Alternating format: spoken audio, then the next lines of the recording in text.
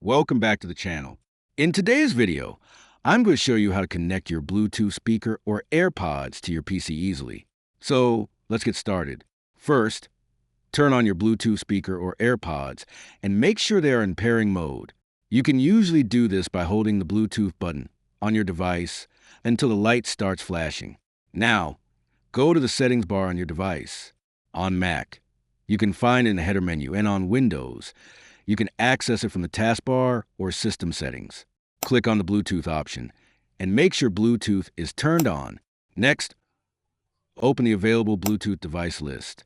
Your computer will start searching for nearby Bluetooth devices.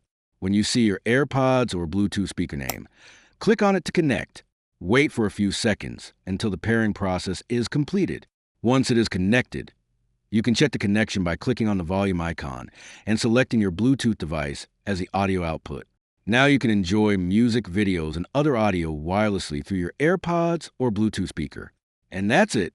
If you found this tutorial helpful, don't forget to like the video, subscribe to the channel, and turn on the notification bell for more useful tech tutorials.